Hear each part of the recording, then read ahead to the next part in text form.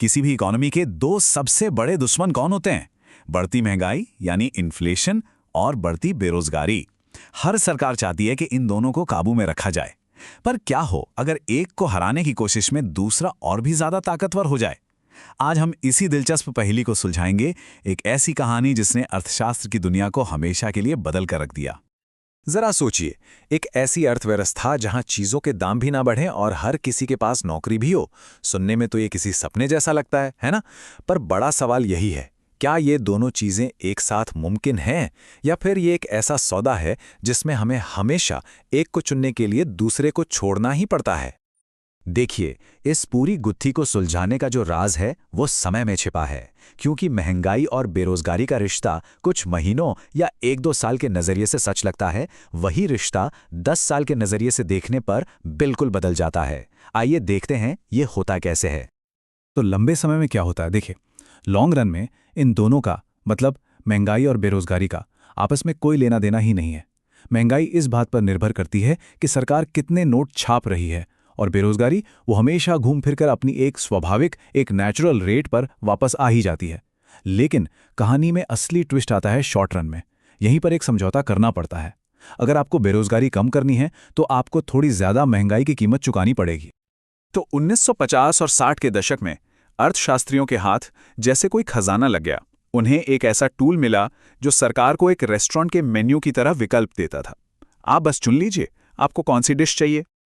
इस जादुई टूल का नाम था फिलिप्स कर्व। ये बस एक ग्राफ है जो एक बहुत ही सिंपल सा उल्टा रिश्ता दिखाता है। जब महंगाई बढ़ती है तो बेरोजगारी घटती है, और जब महंगाई घटती है तो बेरोजगारी बढ़ जाती है। मतलब एक ऊपर तो दूसरा नीचे, बिल्कुल सीधा साधा हिसाब। तो सवाल ये है कि ये उल्टा रिश्ता आता कहां से है? चलिए इसे स्टेप बाय स्टेप तोड़कर समझते हैं। स्टेप 1, सोचिए बाजार में मंदी है, लोग ज्यादा खरीदारी नहीं कर रहे हैं, तो कंपनियां क्या करेंगी? वो कम सामान बनाएंगी और लोगों को नौकरी से निकालेंगी। नतीजा, ज्यादा बेरोजगारी और कम महंगाई। अब स्टेप 2, सोचिए अर्थव्यवस्था में तेजी है, लोग खूब खर्च कर रहे हैं, तो कंपनियां ज्यादा सामान बनाने के लिए और लोगों को नौकरी पर रखेंगी, और जब मांग बढ़ेगी तो चीजों के दाम भी बढ़ा देंगी। नतीजा, कम बेरोजगारी और ज्यादा महंगाई। और स्टेप 3, जब हम इन दोनों सिचुएशंस को एक ग्राफ पर मिलाते हैं तो हमें ये नीचे की ओर झुका हुआ फिलिप्स कर्व मिल जाता है। और जानते हैं कमाल की बात क्या थी? 1960 के दशक में असली दुनिया का डेटा इस थ्योरी पर एकदम परफेक्ट फिट हो रहा था। ऐसा लग रहा था मानो नेताओं के हाथ कोई जादू की छड़ी लग गई हो। वे सचमुच चुन सकते थे, अच्छा हमें 4% बेरोजगारी चाहिए, ठीक है, तो 5% महंगाई मिलेगी, या फिर 3% महंगाई चाहिए तो 6% बेरोजगारी के लिए तैयार रहिए। ये एक परफेक्ट पॉलिसी मेन्यू था। लेकिन जैसा कि अक्सर अच्छी कहानियों में होता है, एक बहुत बड़ा मोड़ आने वाला था। जो सिद्धांत इतना खूबसूरत और सरल लग रहा था, वो अचानक एक कठोर सच्चाई से टकराने वाला था। लेकिन सोचने वाली बात यह थी कि क्या ये पॉलिसी मेन्यू हमेशा काम करेगा? क्या ये अर्थशास्त्र का कोई पत्थर की लकीर वाला नियम था? इतिहास ने इसका जवाब दिया, और वो जवाब था बिल्कुल नहीं। और फिर आया 1970 का दशक, और इसने पूरी की पूरी कहानी ही पलट दी। अचानक कुछ ऐसा हुआ जिसने सारे अर्थशास्त्रियों के होश उड़ा दिए। महंगाई और बेरोजगारी, जो हमेशा उल्टी दिशा में चलते थे, दोनों एक साथ बढ़ने लगे। वो खूबसूरत मेनू जैसे हवा में गायब हो गया था। इस डरावने सपने को एक नाम दिया गया, स्टैगफ्लेशन। तो आखिर ऐसा हुआ क्यों? इसका सबसे बड़ा विलन था सप्लाई शॉक। 1970 के दशक में तेल पैदा करने वाले देशों यानी ओपेक ने अचानक तेल की सप्लाई कम कर दी। नतीजा क्या हुआ? पेट्रोल डीजल के दाम आसमान छू गए। अब जब ट्रांसपोर्ट और फैक्ट्री चलाने का खर्च ही बढ़ गया तो हर चीज महंगी हो गई। इससे कंपनियों का मुनाफा घटा, उत्पादन गिरा और लोगों की नौकरियां जाने लगी। इस स्टैगफ्लेशन ने अर्थशास्त्र की किताबों में जैसे भूचाल ला दिया था। इसका हल दो महान अर्थशास्त्रियों मिल्टन फ्रीडमन और एडमंड फेल्प्स ने निकाला।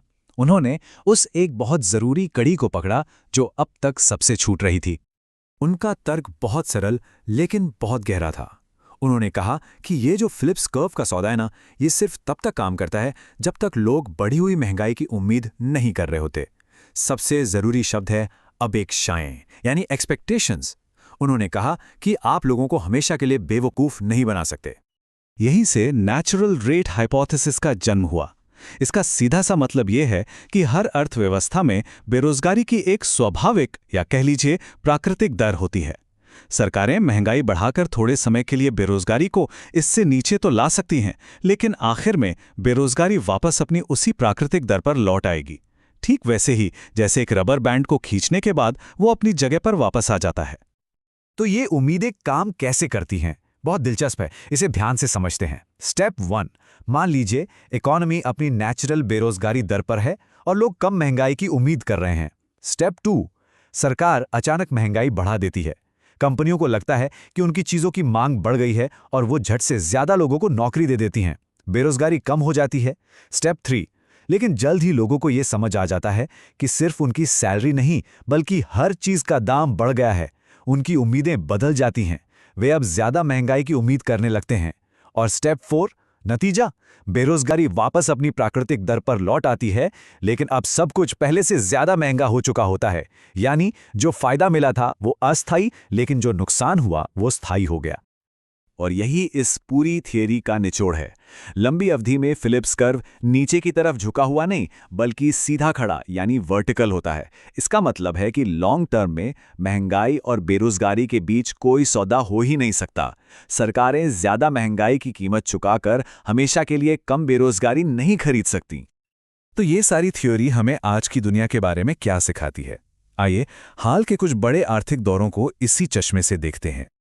देखिए, ये फ्रेमवर्क हमें अलग अलग दौर को समझने में बहुत मदद करता है। 80 के दशक में अमेरिकी फेडरल रिजर्व के चेयरमैन पॉल वोल्कर ने महंगाई की उम्मीदों को तोड़ने के लिए जानबूझकर एक बड़ी मंदी को आने दिया। 90 का दशक सुनहरा था, जब अच्छी सप्लाई की वजह से महंगाई और बेरोजगारी दोनों कम रहे। और हाल ही में महामारी ने सप्लाई और डिमांड दोनों को ही झटका दिया, जिससे महंगाई तेजी से बढ़ गई। और ये बहस आज भी उतनी ही जरूरी है। 2022 में जब महामारी के बाद महंगाई आसमान छू रही थी, तो एक्सपर्ट्स इसी बात पर बहस कर रहे थे कि क्या ये सरकारी नीतियों की वजह से है और ये कितने समय तक चलेगा। तो ये सिर्फ किताबों की बातें नहीं हैं, ये असली दुनिया की पॉलिसी पर सीधा असर डालती हैं। तो इस पूरी दिलचस्प कहानी से हमें क्या सबक मिलता है? चलिए सबसे जरूरी बातों को जो हमें याद रखनी है एक बार फिर से दोहराते हैं। 4 बातें हैं जो बिल्कुल नहीं भूलनी है। पहला, महंगाई और बेरोजगारी का ये जो सौदा है ये सिर्फ शॉर्ट टर्म का है, ये अस्थायी है। दूसरा, लॉन्ग टर्म में ऐसा कोई सौदा मौजूद ही नहीं है। तीसरा, असली गेम चेंजर हैं लोगों की उम्मीदें, उनकी एक्सपेक्टेशंस। अगर लोग ये मानने लगे कि महंगाई बढ़ेगी तो वो बढ़कर ही रहेगी। और चौथा, सप्लाई में अचानक आने वाले झटके जैसे तेल के दाम या कोई महामारी, ये सारे समीकरण बिगाड़ सकते हैं और सरकार के लिए हालात बहुत मुश्किल बना देते हैं। तो आखिर में हम उसी मुश्किल सवाल पर वापस आ जाते हैं। जब देश में महंगाई और बेरोजगारी दोनों एक साथ बढ़ रही हों, तो एक सरकार को पहले किससे लड़ना चाहिए? क्या महंगाई को काबू करने के लिए एक बड़ी मंदी का जोखिम लेना चाहिए जिसमें लाखों लोगों की नौकरियां जा सकती हैं, या फिर नौकरियां बचाने के लिए और महंगाई बढ़ने का खतरा उठाना चाहिए? इसका कोई आसान जवाब नहीं है, और यही वो मुश्किल फैसला है जो आज भी दुनिया भर के नेता लेने पर मजबूर हैं। अगर चुनना पड़े तो हम क्या चुनेंगे?